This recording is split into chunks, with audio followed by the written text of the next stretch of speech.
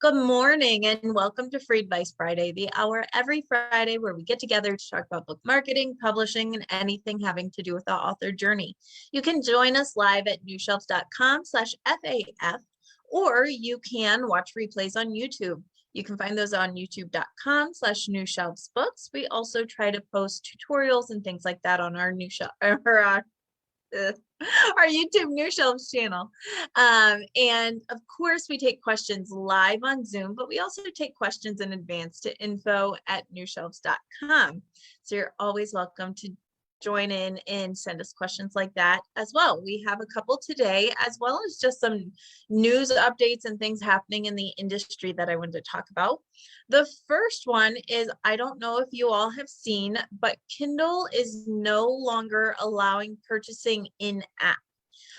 So it used to be that Kindle did allow you to purchase books directly through Kindle devices and Kindle apps, and they are no longer allowing that. It's not supported. Now, if you have Kindle Unlimited, you can still check a book out through the app through Kindle Unlimited. But as far as actual payments, you cannot do that. You can no longer manage your Kindle Unlimited subscription, meaning renewal, changing credit card, paying on the app, and you can no longer outright buy books on Kindle. On the Kindle app. You have to do it through the Amazon website. So you actually have to go to the website to change any Kindle purchasing, outright purchasing, as well as subscriptions. It is a bit of a pain, but it's something that was only available through the Kindle app. It wasn't available through iOS, which is like Apple iPhones and things like that. So it is a little obnoxious, but I don't think it'll change too much in sales. Time, of course, will tell. And like I said, anyone who has a book on Kindle Unlimited, it can still be checked out through the app. It's just actual purchasing. So there are a couple of hoops to jump through if you want to buy a book on a Kindle or a Kindle app. Like I use my iPhone for the Kindle app. But it is what it is, and we'll see what happens. And we're seeing that more and more also because of the Google Play and all of that, the fees that were being charged through Google for purchasing. I think we're going to see more and more of that, where you have to actually buy something online before you can put it and it gets sent over to your device.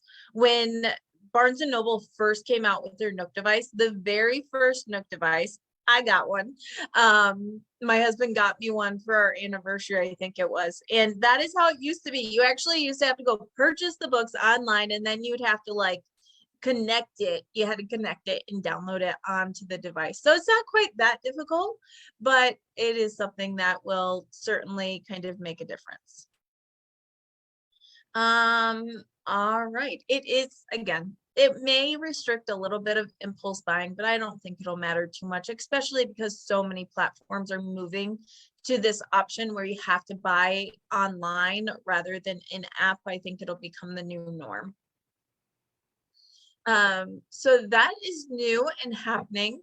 I did have a couple people recently had asked me about how to submit a book for BookBub, and our dear friend Denise has allowed me to go into her account so we can show you live how to submit a book for BookBub. So I'm going to share my screen and show you guys that so that you have access there. All right, so first off, to get here, you have to have a BookBub account. How do you get a BookBub account as an author? You go to bookbub.com/partners. This is how you get an account. And when you do this, you can sign up. All you have to do is have an email address, and you have to have a live book online on a retail site, because you do have to say, this is me and this is my book, and you have to link to one of your books as proof. Now, once you do that, you go to your dashboard. And of course, let's keep in mind that when we are submitting for a BookBub deal, BookBub is a very large, well-known discount book opportunity where they will mail out to a large mailing list with a discount. Let's also keep in mind that when you pitch for BookBub, very rarely do they say yes on the first try. Usually I see a yes more close to like the third try, but also other things do matter. Are you in a really competitive genre? For example, if you are in romance or mystery or something like that, there's a lot of books in your genre. It may be hard to get. Whereas if you have business nonfiction, you may have more of an edge because not as many books are in your genre. So it does just depend. Also, BookBub is looking at your Amazon sales pages as well as your other sales pages. They're looking to see if you have reviews. Are the reviews overall positive? They're also looking at your rankings. Are people currently interested in your books? They want books that are selling, but not already out of the park. If you're in the top 20,000 on Amazon ranking of all Kindle books, chances are they're thinking that people already know about your book and they may not get as much new interest. Like they don't want to send people a book they're already reading, but they also want to make sure you're not in the millions with absolutely no interest. So that is something that we need to consider when submitting for BookBub is, how's your book looking? Do you have reviews? Oftentimes there's this theory that you have to have at least 50 reviews on Amazon to get a deal. I will say I have gotten several BookBub deals with less than 50 reviews. However, it really helps to have more reviews, and I never submit for a BookBub typically unless you have at least 25 reviews. It just doesn't move the needle, unfortunately. So I think having that social proof is important. Now, keep in mind, to get a BookBub profile as an author is free. There is no cost to this. Submitting for a BookBub deal is free. If you are chosen and they send you an email and say, congratulations, your book was chosen for a BookBub deal, this is the cost. You have the option to then accept or not. And if you accept, you then do have to pay a fee. So you can run ads through BookBub, which can work if you're running your own discount, but I don't typically recommend, especially if you have a book that is not priced at $2.99 or lower. I don't recommend BookBub ads, and the reason being is that people on BookBub have been conditioned to buy cheap books. And if your book is $5.99, $6.99, $9.99, that's not your audience. They want discount books. And also BookBub ads work well in little spurts, but people on BookBub typically are not seeing the same book over and over again. And if they do, they kind of ignore it because BookBub trains people to look for discount books and constantly changing books. So I personally have never seen success with ads that run for the long term. Rather, they do well if you do them in short spurts, maybe to kind of lift up your own discount deal if you're not chosen for a feature deal, something like that. Now, on to actually how to submit a feature deal. So when you submit a feature deal, first you're going to submit a feature deal, and then you have to search for a book, and you can search for any of your books. So for instance, I know Denise has a book called Piece of Music. Oh, and look, right here, we found it, Piece of Music. So we can choose that book. And eventually my internet and all things will accept that this is the book that I want. I would like to feature. All right. And so what it does is it pulls up the information for the book. And then it says, okay, tell us what category you'd like to submit this in. And they have action and adventure, advice and how-to, American historical romance, biographies and memoirs, Black stories and experiences, formerly African-American interest. That's a newer category, by the way. Business, chick lit, children's, Christian fiction, Christian nonfiction, contemporary romance, cooking. I mean, they've really got quite a few kind of niche or separate genres that you can apply through, which is great. Middle grade, they also have young adult. So they have something for everything: parenting, politics, psychological thrillers, so on and so forth. Now, you only get to pick one when you submit. And I will say, pick the one that you think is going to work best, but also keep in mind that when you are submitting, submit for what you think will work best, but whoever is going to review your application, they also look at your book, and sometimes they'll come back and say, hey, you weren't approved for true crime. However, we would be interested in running your book in mysteries or something like that. So sometimes they will offer you a different category if they think it's a better fit. So just do your best. Don't stress too much about this. I know that this one has, some stories. It's got a little bit of romance. It certainly got music, but I'm going to go down and I'm going to try women's fiction for this one.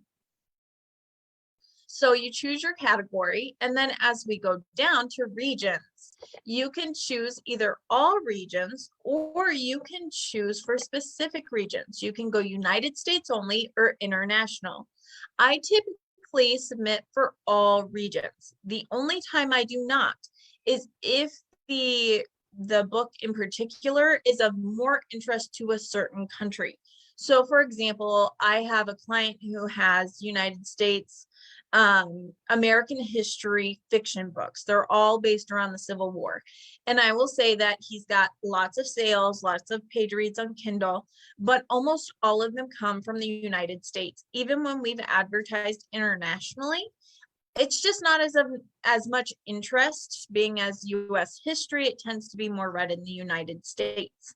So for him, I would not do all, because I don't think he would ever profit or really get an audience internationally. I would stick to United States only, keeping in mind that you pay per the region. So it does make it a little bit less expensive than if you go internationally. But for this book, I think that there is appeal widespread, especially because these books are kind of international. Now you have to put the original price in. And I'm just going to go right over to Amazon, and I'm going to pop in piece of music, Denise Kahn. There we go. And here we go. And I can see that we can buy it for $2.99. So I'm going to say, there we go. I'm going to just type in $2.99 is my regular price. And then because Denise's book is on Kindle Unlimited, we can run a free discount deal. So that's what I'm going to submit for, is the deal price is going to be free. All right, so we've got it free, and it automatically populates all regions. So I don't really have to do anything unless something is different. All right. Okay, and so there is a check mark for this book is permanently free. If you have a perma-free book, you would want to select that, but that's not the case with this book. And then the deal availability. So this book is available on Amazon, and they know that because they've already found the Amazon link. But they're also saying, is the book available from Barnes & Noble, Apple, etc., etc.? The answer is no, because this book is on Kindle Unlimited, which means it's exclusive for Amazon. However, if it weren't, if the book was available from Barnes & Noble and Apple, I would need to go find the retailer URL, the sales page for each of these retailers, and put them right in. Now, I will say that there is speculation that you're more likely to get a deal if your book is wide versus on Kindle Unlimited, because it serves more markets. And Amazon, or not Amazon, BookBub has quite a large market available for international sales. And so that's just one thing to kind of keep in mind, is that if you are wide, you may have a better shot. If your distribution is wide and not Kindle exclusive, you may have a better shot at a BookBub deal. All right, then the next thing they're going to ask is your date flexible? Do you have a specific date that you have to, do this for, or is your date flexible? Typically, we're going to say, yes, our date is flexible. We've got more chance of being chosen that way. Typically, the people who are not flexible, those people are typically going to be big publishing houses who are like running a specific deal, and they have more leverage because they have more titles and things like that. But typically we would say, yes, our date is flexible. Then you have comments. So you have the opportunity, if you'd like, to add something additional, such as, excuse me, and I'm just making this up, by the way. Ooh, look, I'm just making my whole thing go all over. This book is an international bestseller and fan favorite with over 1,000 reviews, or I think I said 10,000. You can put whatever you want. I just exaggerated because that's the first thing that came to my mind, but you can put whatever you want, or you can leave it blank. You can just let the book speak for itself. If you do put something in the comment, keep it short and snappy. Have you won awards? Is the book trending in some way? For example, if it was something that was like, you know, this current topic is trending because, and the book's a great tie-in, so I think it'll really appeal to your audience and get a lot of sales, that kind of thing. So whatever you say, or leave it blank, completely up to you. Then you hit the submit button. And once you hit the submit button, what happens is it goes into submission. It does get reviewed by BookBub.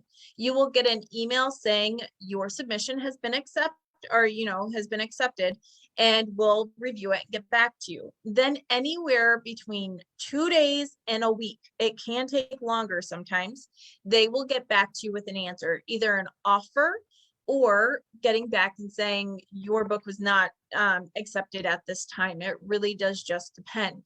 Now, keep in mind, sometimes what they do offer you is not what you actually applied for. For example, they could come back and say, we're happy to put this book in a international BookBub, but it was not approved for US BookBub. So they're going to put it that way. Of course, the price changes because you're only marketing to part of their list and not the full list. They may come back and say, hey, we would love to promote this book, but not women's fiction. We want to put it in literary fiction or romance.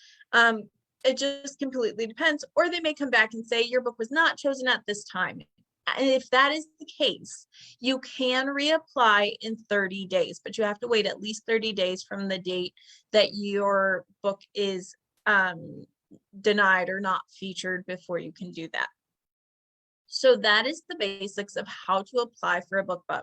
What I personally do is I apply for a BookBub. If I get it, I build other promotions around that BookBub date. I use Fussy Librarian, Bargain Booksy, Book Cave, different options like that. And I set up either on the same day as BookBub or in the same week as BookBub to set that up and make sure that I'm really getting as much as I can out of that one big promo to lift up, maybe hit bestseller lists, that kind of thing.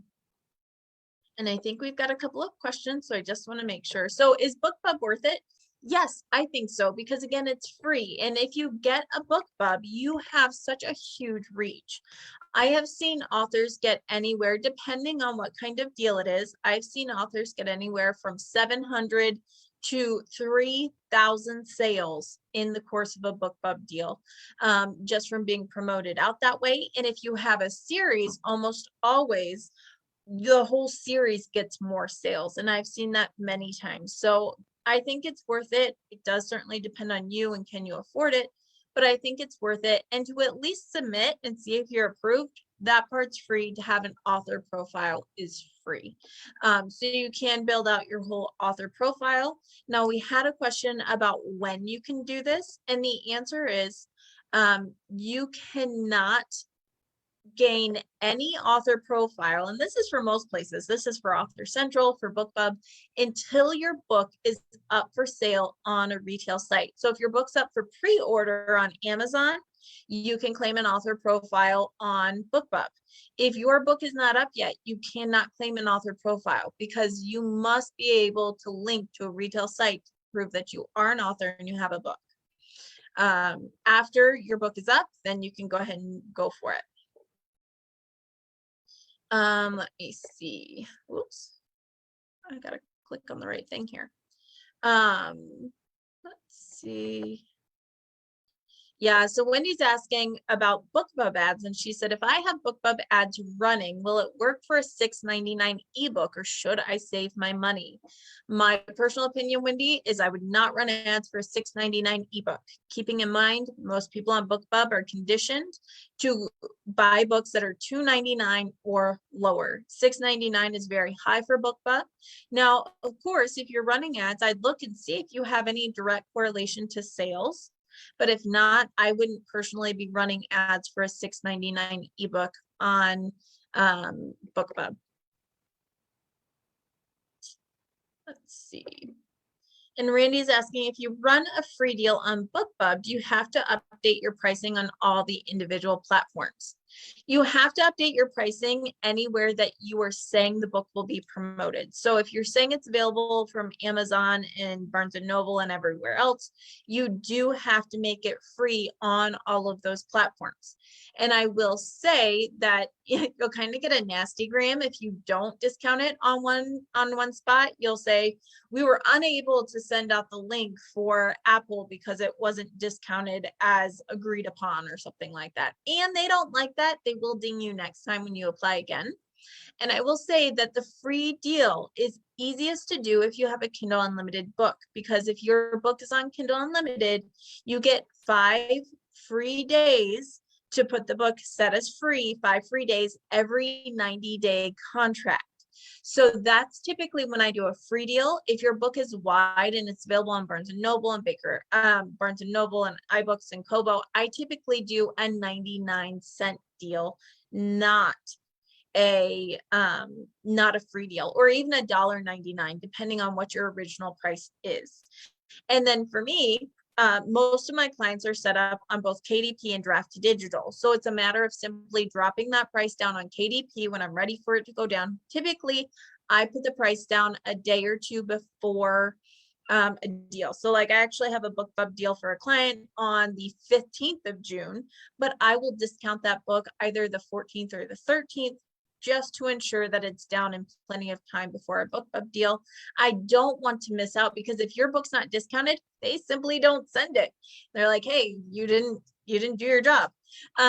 Now for Draft to Digital, who has Kobo and Barnes and Noble and all of those other places, there's something called a book promotion, where you can schedule a promotion in advance where you tell them the price that you want to discount to and the date you want to set it for. So I did that like 3 weeks ago. That's already set up. It's already going to discount from the 14th until I think it was the 21st I did it for. So I don't have to worry about that.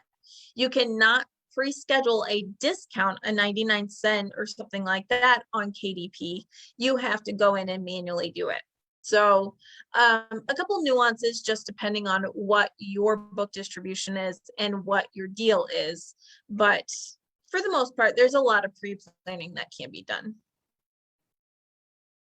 Yeah, for sure, Randy, we can talk about that. And always I say, you guys, it is so easy to create this profile and simply pitch your book. Pitch it out and see what they say. I typically say start with your first book, your first in series or most recent launch, and put it out there and see what happens. You can reapply every 30 days. If you get a BookBub deal and you're not sure if it's really right for your book or what to do once you get a BookBub deal, you can always just let me know, and I'm happy to give you some steps that you can do to kind of amplify that. And yes, Scott, BookBub is only for ebooks. BookBub is, there are like, you can do book reviews and things on BookBub. You can follow authors on BookBub, but it is for ebooks. It's a discount ebook platform.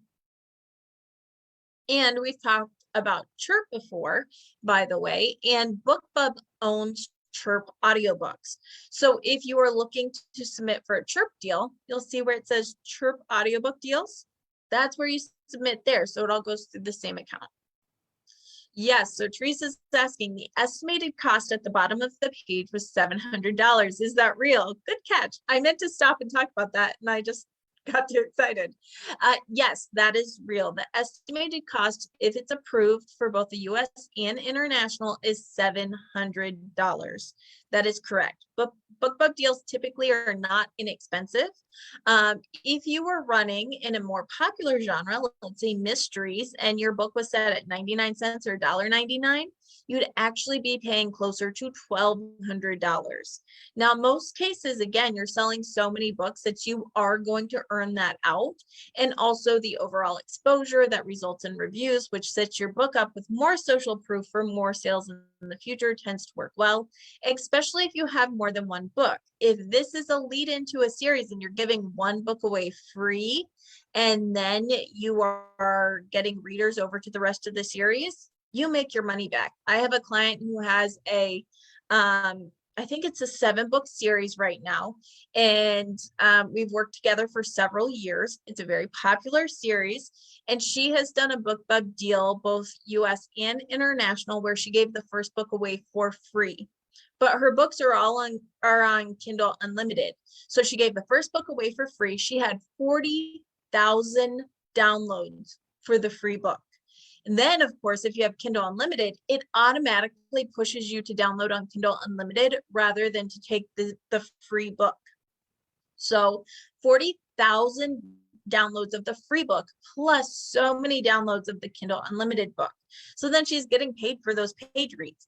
Then she's a great author. So most of those readers went on to read the other 6 books in her series, and she hit over 1 million page reads in one single month. And that lift stayed high for quite a long time. It was at least 6 months that we saw a major high of Kindle page reads, and of course revenue for her based on that one deal. So again, you've got to know your goals. You've got to know how or if you can have a chance of earning back that income. But $700 is not cheap. Can you earn it back, and will it help you meet your goals? More reviews, more readers, read through of your series, that kind of thing. It really depends on you, but it's for real. Yeah, over 1 million page reads in one single month. It was amazing. Let's see. And Caroline's saying, I have a Chirp deal running right now and selling lots of audiobooks. I'm also seeing uptick in Kindle and print for the title. Several purchases are libraries. Yes, because librarians are readers, and librarians very often are on lists like BookBub and Chirp, because that is an easy way for them to find new books and vet them and then decide if they would like them or not.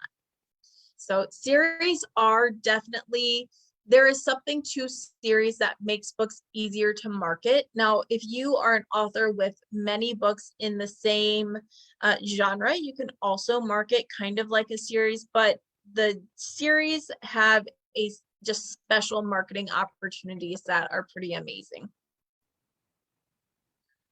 Let me see. And Wendy's saying, so if I drop my price to $2.99, then I would have to change it on Amazon and Draft to Digital to be the same price everywhere. It seems that when I ran ads before, I was getting more sales, but I don't know that I made more to justify the cost. Yep. So you may have seen some more sales, but again, was it justifying the cost for BookBub ads? You would have to look. I mean, it's certainly dependent on each book, but I will say, Wendy, that BookBub has even put out results on ads, like internal data information, and they say that books that were at $2.99, like they didn't even report on books over $2.99 because the clicks and the interest in the sales were so minimal. But books like are $2.99 do receive clicks. You get more clicks at $1.99, 99 cents in free, and that is kind of what they even suggest with their own internal data. Of course, you can sell books, but does it justify the cost, and is it really helping you towards your goals? All right, I think that's all we had on BookBub, and thank you, Denise, for letting us use you as our example. Always appreciate that. So can you do ebook and Chirp at the same time? You sure can. You can submit for a Chirp audiobook deal. Keep in mind that Chirp really does favor anyone who is wide. You kind of need your ebook or your audiobook available through Findaway Voices or through Author Republic in order to get a Chirp audiobook deal, because it is dependent on you going wide. If you're Audible exclusive and you are not well known or something like that, it's not very likely that you're going to get anything there. One more question. Does BookBub actually read your book before establishing the category or category change? No, they don't. As professionals in the publishing and book marketing industry, we actually are trained to read your description, to read reviews, to look at your book cover, to help decide what audience is most likely to buy your book and what your book is based on the marketing you've made available. So nope, they don't actually read your book. May they actually do like the look inside feature on Amazon and read a couple of pages? maybe, but they are not actually reading your book before they um, establish a different category or approve your book. Do audiobooks count towards sales for bestseller lists? Yes, they do. However, it depends on the reporting systems. There are special setups for print books and how they're reported through retailers as well as through online retailers. Audiobooks can be slower to come through, so I would not really count on those sales. I would say those are the sales that help get you over the edge, but you really should be leaning more on your ebook and your print book sales if you're trying for a bestseller like um, New York Times or USA Today. All right, I think we got all those. So let me stop sharing for a minute. All right. A couple of questions here. Why do books have two title pages at the beginning of the book? Some books do, some books don't. It is just kind of something that's done in the publishing industry.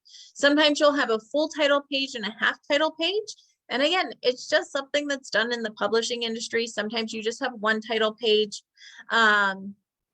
It's just how things are done. Does it make sense? Nah. Is there probably some major reason? Yeah, but is it very relevant right now? I don't believe so. And more I'm seeing just one title page instead of two.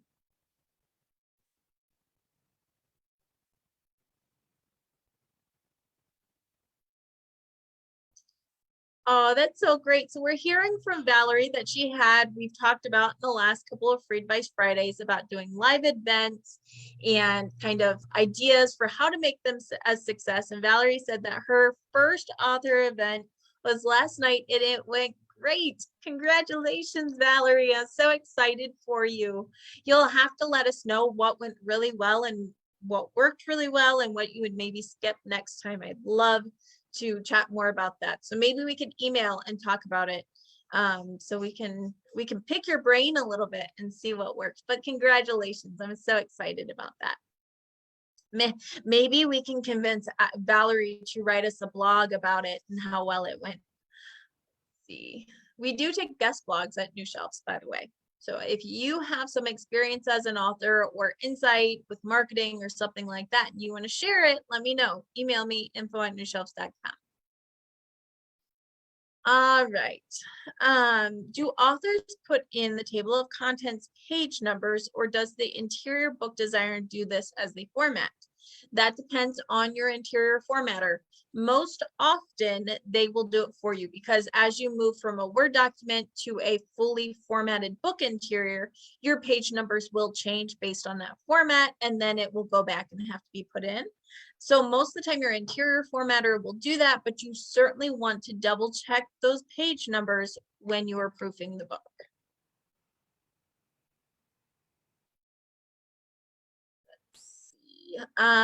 When purchasing my ISBNs, I set dates for print and on sale. I might miss those deadlines. Is that a big deal? I haven't set dates on Ingram Spark yet. It's really not a big deal, Alexandra. You can go in and edit that data at any time. So oftentimes, especially in big publishing houses, you're setting dates months in advance. And I do mean months, sometimes years in advance, but you need to assign out those ISBNs. So you can go back and edit that data. So when you have firm dates, just go back in and change it for when you'll be launching the book, and it'll be updated in the metadata system from Bowker. Not a problem there. Let's see. When do you need to make your Author Central account in pre-launch or launch? So again, with Author Central, you cannot create an Author Central account until your book is live or in pre-order on Amazon. So you have to have an active book sales page on Amazon before you can claim an Author Central account. Otherwise, they have, you don't have a book. And so they're kind of doing their checks and balances. And until your book is up and has a sales page, either for pre-order or order, you cannot claim an Author Central page. As far as a website, it's never too early to have a website. I do recommend that rather than a book website, you typically have an author website, unless you are someone who knows you're doing a one-time book and that book is the feature rather than you as an author, then you may do a book website. But typically, authors should have an author website where they feature their books, not a book website, because then if you write 10 books, you've got to keep track of 10 websites and it's no fun, I promise you. Let's see, Scott saying my book is for sale on Amazon for $12.95. I see offers for new and used by groups like Superbooks and Book Express for $11.04 on Amazon. What's up with that? Are they buying from Ingram Spark and then reselling? That is exactly what they're doing. Let's go over, we'll share our screen again. All right, so let me get out of BookBub and Facebook. Hi, Facebook. All right. Let's see. So, let's see.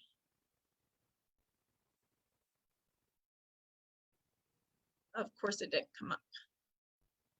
I think it's the very small, and I may be spelling it wrong. Remember, I only got 3 hours of sleep. Forgive me if I'm messing it up.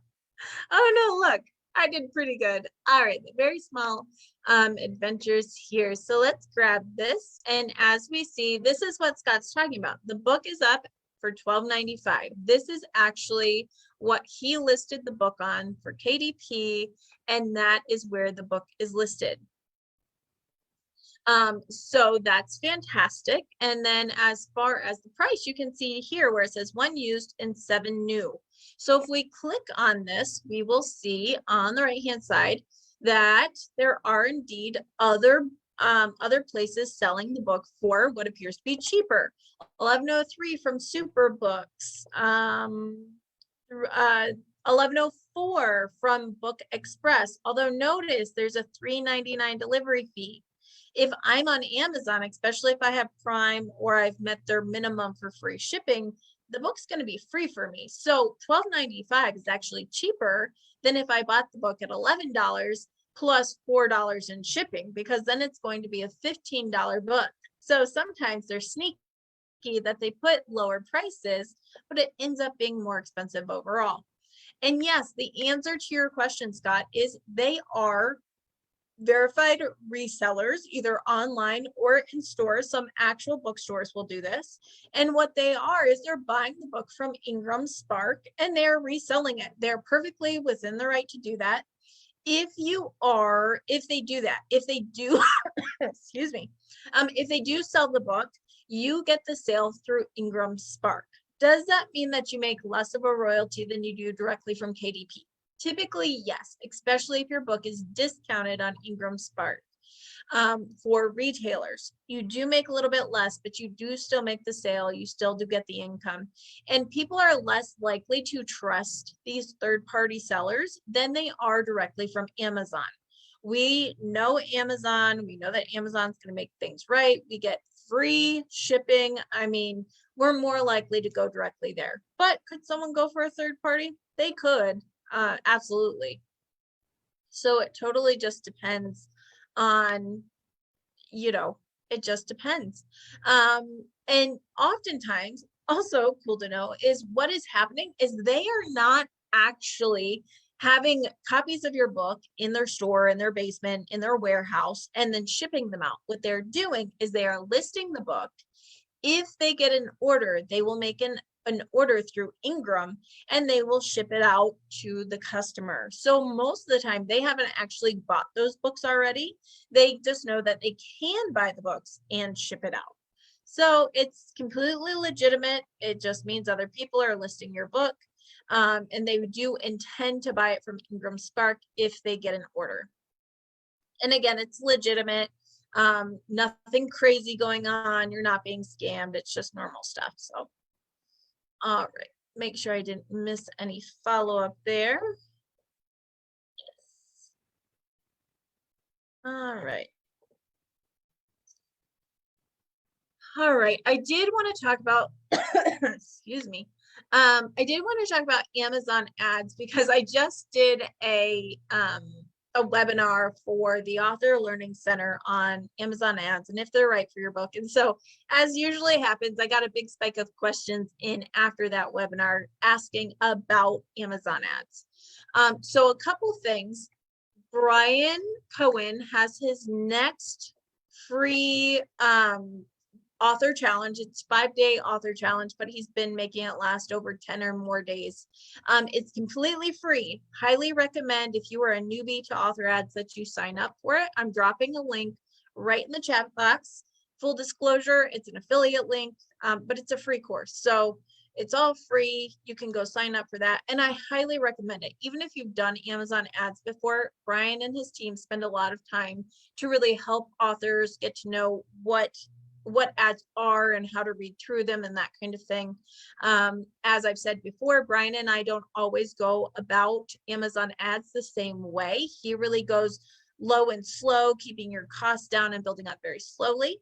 But we kind of get to the same point. And again, I think his program's very valuable and it's free. It's going to be running in July. So I recommend that you sign up for that. You get into the Facebook group when you do that. And the Facebook group gives a lot of great feedback. There's authors putting information, sharing and helping each other with kind of their log lines for their marketing copy, that kind of thing. So that's available to you. And then I also wanted to show you guys that if you are a subscriber to the New Shelves YouTube channel, which again is just youtube.com/newshelvesbooks, I just put up last night, actually, I just put up a 6-minute video all about deciphering your Amazon ad data. What does it mean? You know, how are we looking at impressions versus clicks and orders, and what can that tell us?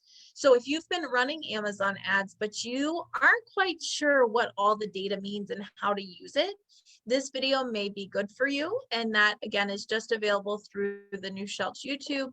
It's the top one right now, and I'll drop that in there as well. And if you're not yet a subscriber of the New Shelves YouTube channel, please subscribe. I think that's all there. So let me stop sharing. Let's see. All right, are Facebook ads worth doing? I think in some cases, Facebook ads are worth doing. And I will say, I typically recommend that you try most everything at least once. You never know what will work for your book. Now, I will say with years of experience and running lots of ads that Facebook ads typically do best. Again, first book in series, they do really well for romance novels.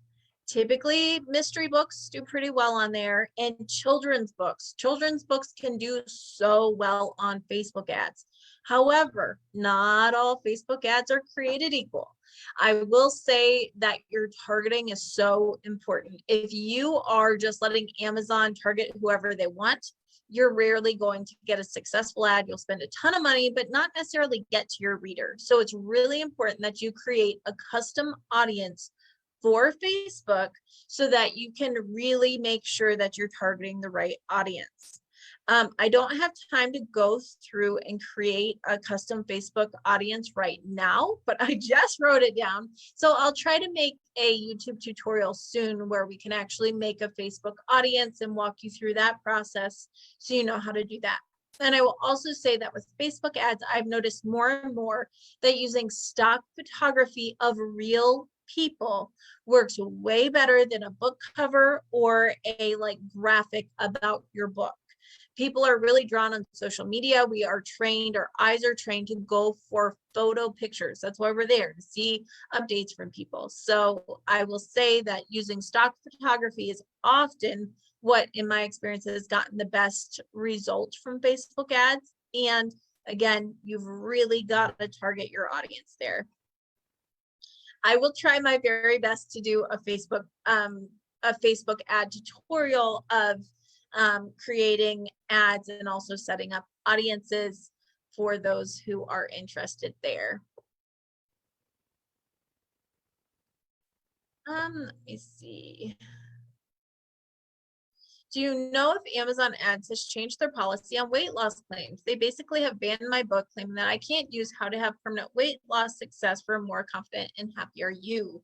No, if anything, most ad platforms are cracking down even more on certain things, politics, anything to do with the body, weight loss, anything having to do with emotions, depression, anything having to do with medication. There are so many things that are hot button topics now that kind of get blacklisted or banned. Usually you can kind of change your wording around, but I know for you, Wendy, that is your subtitle of your book. And so you can't really get away from that. And as far as I know, that hasn't changed. You can always try and submit another ad and see if it gets through. Keeping in mind, these things are reviewed by different people. I recently had, Trina's on the call, I recently had an author who we ran an ad and it featured her paperback and her ebook. Crazily enough, her ebook was denied, saying that her book had implied profanity. It didn't, but it was denied, saying it had implied profanity. And then the paperback ran. So the ad is running for the paperback and not the ebook. Kind of crazy. Don't know how it happened, but those things do happen. So you can always try. And if they deny it, they deny it, but you can always try and see what happens. Let's see. Is there a point where you stop throwing money at a book? It sometimes gets a titch disheartening. It can get disheartening. I know it can. I think it's really, again, it's up to your goals. Are you trying to share a message? Are you trying to be a full-time author? And also, have you given it enough time? In traditional publishing, typically a publisher will give a book full marketing. They will give it ads, they will give it PR, they will give it budget and full marketing press for 90 days, because that's about how long it takes to really find out if a book's going to take off or not.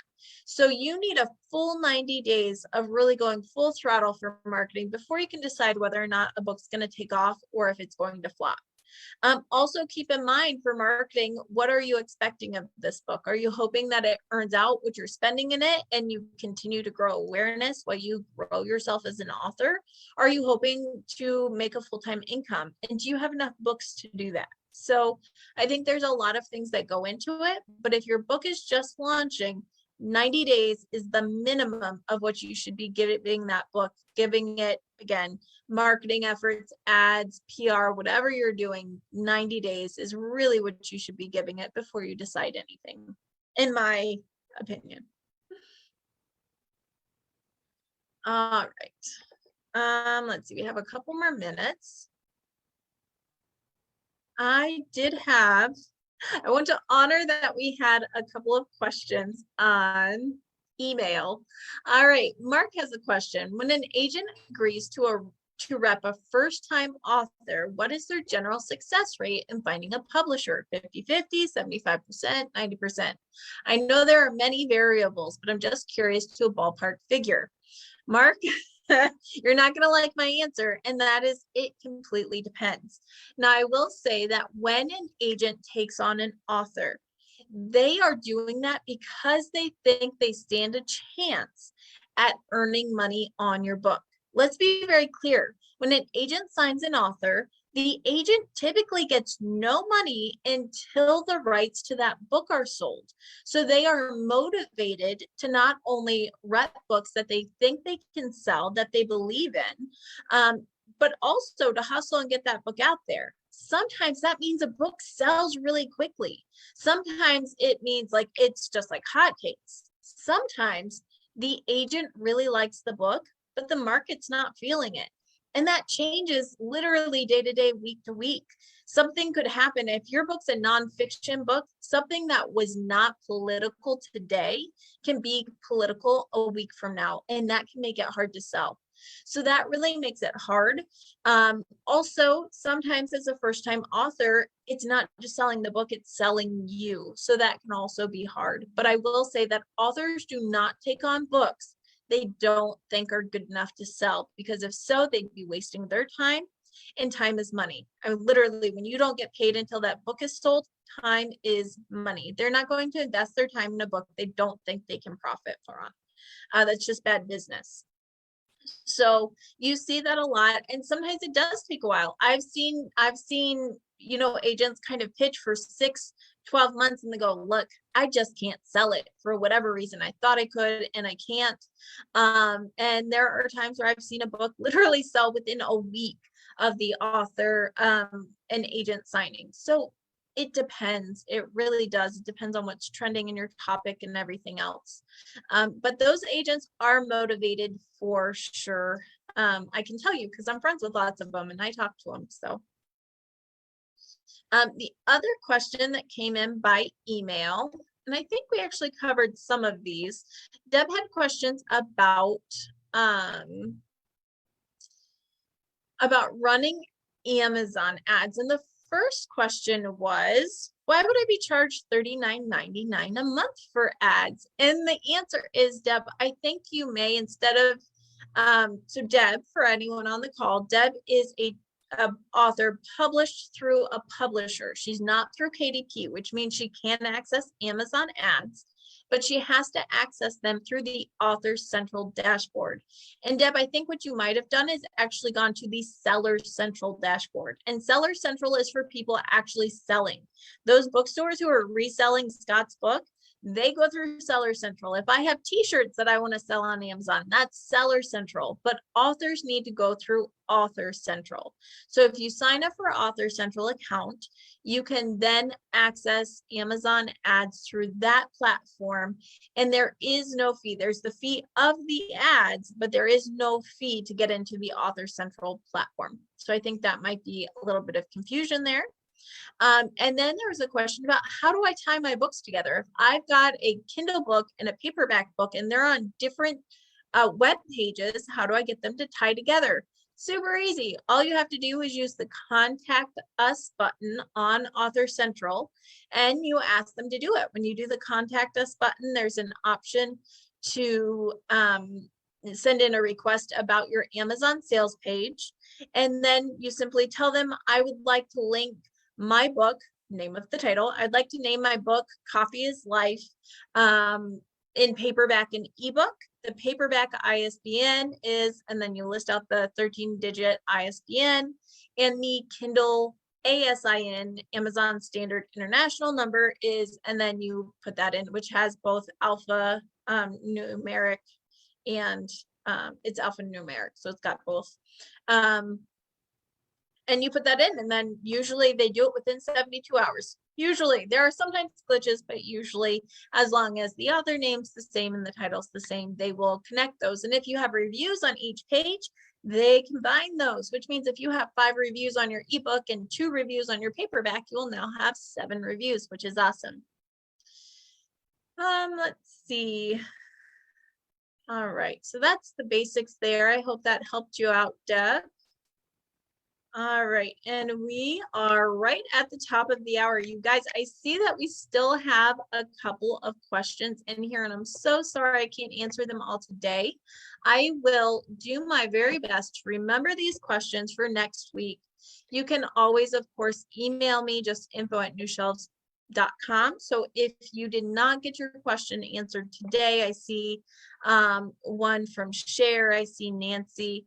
So if you didn't get your questions answered today, feel free to email them to me for next week, and I will do my very best to get those answered for you. And I think we are all good. I hope you all have a wonderful, wonderful weekend. I'll see you next week, same time, same place, here at newshelves.com/FAF, and we'll see you then. Bye-bye.